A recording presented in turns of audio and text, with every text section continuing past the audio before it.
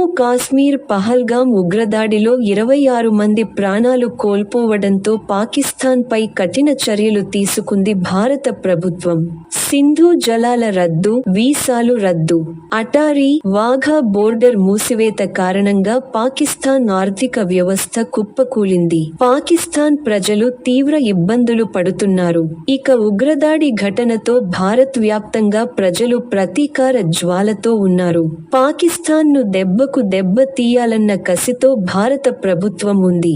ఈ మేరకు రాష్ట్రాల్లో ఉన్న పాకిస్తాన్ పౌరులను వెంటనే గుర్తించి వెనక్కు పంపాలని కేంద్ర హోంమంత్రి అమిత్ షా అన్ని రాష్ట్రాల ముఖ్యమంత్రులకు ఫోన్ చేసి ఆదేశాలు ఇచ్చారు. ఈ క్రమంలో ఏపీలోని పాకిస్తాన్ పౌరులను వెతికే క్రమంలో ఓ షాకింగ్ కథనం బయటకు వచ్చింది.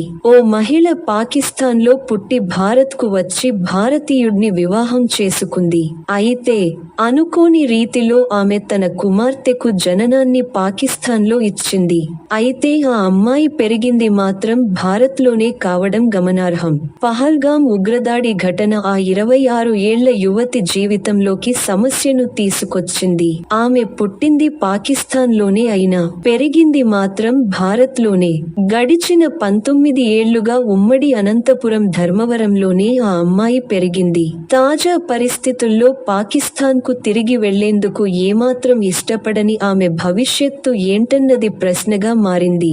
శ్రీ సత్యసాయి జిల్లా ధర్మవరం పట్టణానికి చెందిన 26 ఏళ్ల రంసా రఫీక్. పహల్గాం ఉగ్రదాడి కారణంగా ఆమె జీవితంలోకి కొత్త కష్టం వచ్చిపడింది. తాజా పరిస్థితుల కారణంగా ఇప్పుడు ఆమె పాకిస్తాన్ కు వెళ్లేందుకు ఇష్టం లేదు. కానీ ఆమె వెళ్లకుండా ఉండేందుకు వీల్లేని పరిస్థితి. కర్ణాటకలోని బళ్ళారికి చెందిన మహబూబ్ పీరన్ అనే వ్యక్తి 1947 దేశ విభజన సమయంలో పాకిస్తాన్ కు వెళ్లిపోయారు.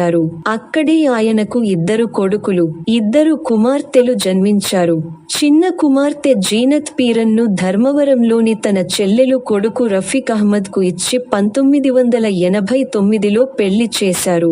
ఈ జంటకు మొదట కొడుకు పుట్టాడు. 1998లో రెండోసారి జీనత్ ప్రెగ్నెంట్ అయింది. అయితే తన తండ్రి ఆరోగ్యం బాగోలేకపోవడంతో ఆయన్ను చూసేందుకు పాకిస్తాన్ వెళ్ళింది. అదే సమయంలో కార్గిల్ యుద్ధం ప్రారంభం కావడంతో ఆమె అక్కడే ప్రసవించింది. ఆమెకు రంసా రఫీక్ అనే ఆడపిల్ల పుట్టింది. 2005లో ఆమెను తీసుకొని ధర్మవరం వచ్చేశారు తల్లిదండ్రులు. పాక్ లో పుట్టడం కారణంగా ఆమెకు పాకిస్తాన్ పౌరసత్వం వచ్చింది.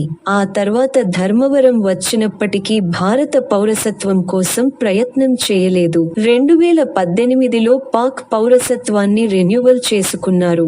అది 2028 వరకు వ్యాలిడ్ ఉంది.